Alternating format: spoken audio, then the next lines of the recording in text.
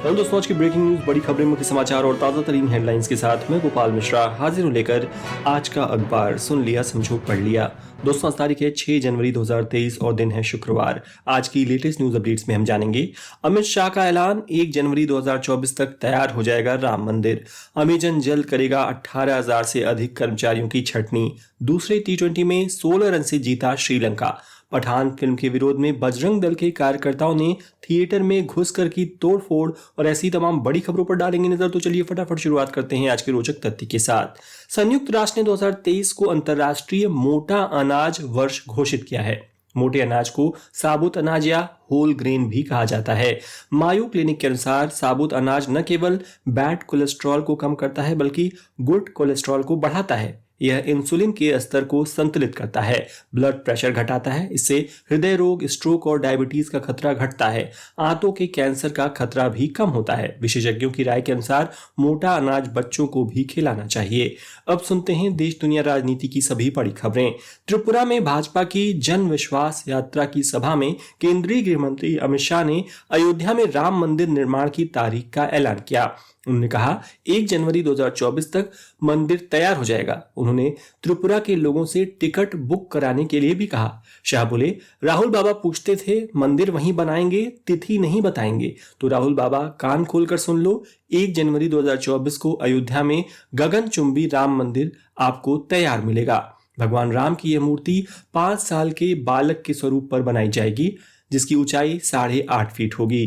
दोस्तों, आज का अखबार को अधिक से अधिक लोगों तक पहुंचाने में कृपया मेरी मदद करें और इस पॉडकास्ट को अपने व्हाट्सएप ग्रुप्स व अन्य सोशल मीडिया प्लेटफॉर्म्स पर जरूर शेयर करें। साथ ही यदि आपने अभी तक चैनल सब्सक्राइब नहीं किया है तो प्लीज सब्सक्राइब कर लें।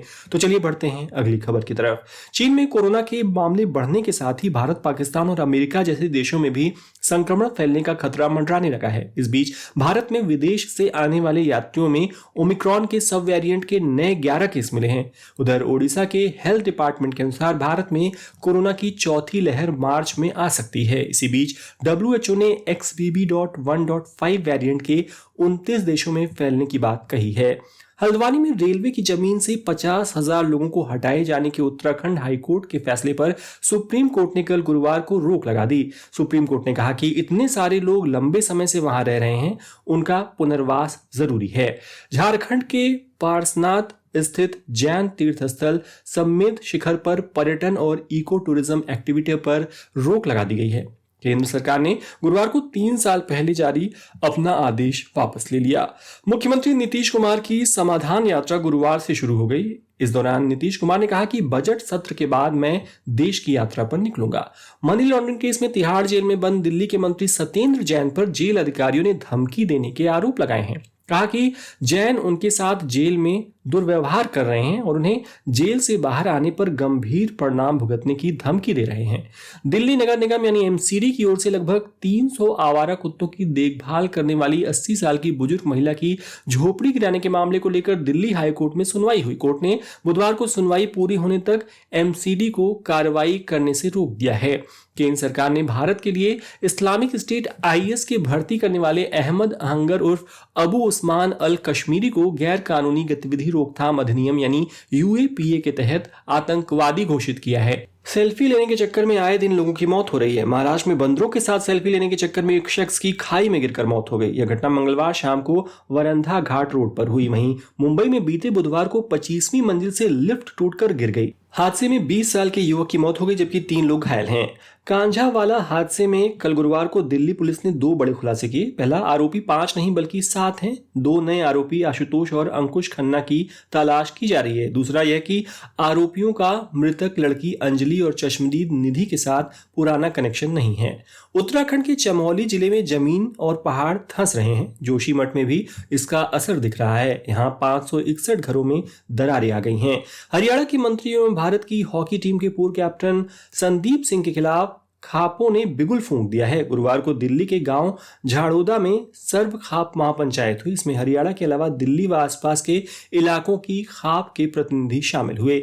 उत्तर भारत कोल्ड वेव की चपेट में है। आने वाले 5 दिनों में पारा 0 से नीचे जाने के आसार हैं। दिल्ली में सीजन का सबसे सर्द दिन बुधवार रहा। यहाँ मिनिमम टेम्परेचर 2.8 डिग्री सेल्सियस दर्ज किया गया। फॉग अलर्ट के साथ साथ सर्दी का ऑरेंज अलर्ट भी जारी किया गया है। वहीं दिल्ली, एनसीआर और कश्मीर में कल शाम लगभग 8 बजे भूकंप के तेज झटके महसूस किए गए। तीव्रता 5.9 थी। रूस ने बुधवार को अटलांटिक महासागर में हाइपरसोनिक क्रूज मिसाइल से लैस लड़ाकू जहाज गोर्शको भेजा है। इसे अमेरिका और पश्चिमी देशों के लिए पुतिन के संदेश के तौर पर देखा जा रहा है। वहीं पुतिन ने गुरुवार रात ऐलान किया कि उनकी फौज 6 और 7 जनवरी को यूक्रेन पर हमले नहीं करेगी। ईसाई धर्मगुरु किरिल की अपील के बाद यह फैसला लिया गया है।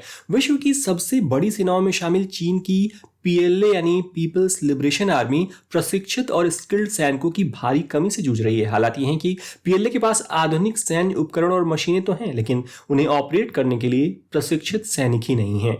अब सुनते हैं बिजनेस वर्ल्ड की लेटेस्ट न्यूज। भारत की सबसे बड़ी car maker company Maruti Suzuki के भारत में 40 साल पूरे हो गए हैं। इसके साथ ही कंपनी के प्रीमियम डीलरशिप नेटवर्क नेक्सा ने भी देश में 7 साल पूरे कर लिए हैं। अमेजन इस महीने से 18,000 से ज्यादा कर्मचारियों की छटनी करने जा रहा है। बीते कुछ सालों में अमेजन ने बड़ी संख्या में एम्प्लॉयज की भर्ती की थी, लेकिन अब मंदी की आशंकाओं के बीच कर्मचारियों को काम से निकाला जा रहा है। माइक्रोसॉफ्ट कॉर्प के चेयरमैन और सीईओ सत्या नाडेला ने कल गुरुवार को पीएम नरेंद्र मोदी से मुलाकात की। इस दौरान डिजिटलाइजेशन ड्रिवन इकोनॉमिक ग्रोथ से जुड़े मुद्दों पर चर्चा हुई। देश दुनिया में अंग्रेजी का तिलिस्म क्षेत्रीय भाषाओं के आगे टूटता जा रहा है। 90 के दशक में इंटरनेट पर 80% कंटेंट अंग्रेजी में था, जो अब 53% पर लुढ़क गया है। वहीं क्षेत्रीय भाषाओं की हिस्सेदारी 20% से बढ़कर 47% हो गई है। देश में रोजगार के मामले में 50% से अधिक हिस्सेदारी रखने वाले सर्विस सेक्टर से अच्छी खबर है। उम्मीद से बेहतर प्रदर्शन करते हुए दिसंबर 2022 में सर्विस सेक्टर 6 महीने में तेजी से दौड़ा और उच्चतम स्तर पर पहुंच गया। सेक्टर का पीएमआई यानी परचेजिंग मैनेजर्स इंडेक्स नवंबर में 56.4 था, जो दिसंबर 2022 में बढ़कर 58.5 पर रहा। शेयर बाजार में कल गिरावट देखने को मिली। सेंसेक्स 304 अंक गिरकर 60,353 के स्तर पर बंद हुआ। निफ्टी 51 अंक की गिरावट के साथ 17,992 के स्तर पर आ गया।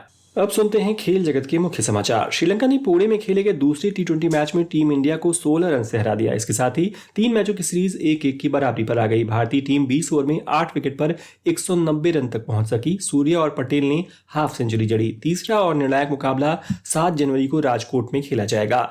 एक्सीडेंट में घायल ऋषभ पंत 5 से 6 महीने के लिए ग्राउंड से दूर रहेंगे। ऐसे में वह ऑस्ट्रेलिया के खिलाफ भारत में 4 टेस्ट मैचों की सीरीज नहीं खेल पाएंगे। अगर team India world test championship के फाइनल में पहुंचती है तो उस मैच में भी पंत नहीं होंगे। ऑस्ट्रेलिया के बेलिंडा क्लार्क की प्रतिमा सिडनी क्रिकेट स्टेडियम में स्थापित की गई है। सिडनी में ऑस्ट्रेलिया और अफ्रीका के बीच खेले जा रहे आखिरी टेस्ट के दूसरे दिन उनकी प्रतिमा का अनावरण किया गया। एशिया कप में भारत और पाकिस्तान आमने सामने होंगे। गुरुवार को एशिया क्रिकेट काउंसिल के अध्यक्ष जय शाह ने एशियाई क्रिकेट का 2 साल का रोड मैप जारी किया। एशिया कप अक्टूबर-नवंबर में होने वाले वनडे वर्ल्ड कप से पहले सितंबर में खेला जाएगा। सिडनी टेस्ट के दूसरे दिन ऑस्ट्रेलिया साउथ अफ्रीका पर पूरी तरह हावी हो गया है। ऑस्ट्रेलिया ने 4 विकेट पर 475 रन बना लिए हैं। स्टीवन स्मिथ ने अपना 30वां टेस्ट शतक पूरा किया और डोनाल्ड ब्रैडमैन को पीछे छोड़ दिया। ब्रैडमैन ने 52 टेस्ट में 29 शतक जड़े थे। उधर कराची टेस्ट में न्यूजीलैंड हावी है। टीम को दिन भर में पाकिस्तान के 8 विकेट गिराने हैं तो पाक बल्लेबाजों को आखिरी पारी में 319 रन बनाने हैं। हर 4 साल में होने वाले FIH हॉकी वर्ल्ड कप इस साल भारत में होगा। टूर्नामेंट में 13 से 29 जनवरी तक मैच खेले जाएंगे, जो कि ओडिशा के भुवनेश्वर और राउरकेला में आयोजित होंगे। इस बीच ओडिशा के मुख्यमंत्री नवीन पटनायक ने बड़ी घोषणा की है। कहा कि अगर भारतीय टीम हॉकी वर्ल्ड कप जीतती है तो वे टीम के हर खिलाड़ी को 1-1 करोड़ रुपए देंगे। मुंबई के 25 साल के सरफराज खान का घरेलू टूर्नामेंट में शानदार प्रदर्शन जारी है। उन्होंने तमिलनाडु के खिलाफ 220 गेंद पर 19 चौकों और 1 छक्के की मदद से 162 रन की पारी खेली। दोस्तों, आगे बढ़ने से पहले आपसे एक छोटी सी रिक्वेस्ट करना चाहूंगा कि यदि आज का अखबार आपको पसंद आ रहा हो तो इस वीडियो को अपनी एक प्यारी सी लाइक देकर सपोर्ट करना ना भूलें और इसे उन मित्रों के साथ जरूर शेयर करें जो बिना समय गंवाए दिन भर की बड़ी खबरों को सुनना चाहते हो। तो चलिए अब सुनते हैं मनोरंजन जगत की कुछ बड़ी खबरें। बेशरम रंग गाने पर शुरू हुआ विवाद खत्म होने का नाम नहीं ले रहा। बजरंग दल के कार्यकर्ताओं ने अहमदाबाद के एक थिएटर में घुसकर तोड़फोड़ की। कार्यकर्ताओं ने पठान के पोस्टर फाड़ दिए और थिएटर मालिकों को फिल्म न रिलीज करने की धमकी दी। बॉलीवुड एक्टर सोनू सूद का नॉर्दर्न रेलवे ने ट्रेन के पायदान पर बैठकर यात्रा करने पर फटकार लगाई है।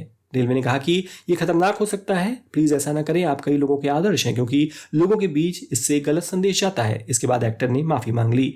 लंबे समय तक सुकेश चंद्रशेखर मामले में फंसी जैकलीन फर्नांडीज एक बार फिर सुर्खियों में। दरअसल नए साल की शुरुआत में जैकलीन माता वैष्णो देवी के दर्शन करने पहुंची। बुधवार यानी 4 जनवरी को कटरा पहुंचकर उन्होंने माता के दर्शन किए। RRR को रिलीज हुए 10 महीने होने को है, लेकिन अभी भी फिल्म की पॉपुलैरिटी कम होने का नाम नहीं ले रही है। फिल्म की हाल ही में लॉस एंजलिस के एक चीनी थिएटर में स्क्रीनिंग की गई। यह दुनिया का सबसे बड़ा थिएटर माना जाता है। यहाँ सिर्फ 98 सेकंड्स में ही रिकॉर्ड 932 टिकट्स बिक गए।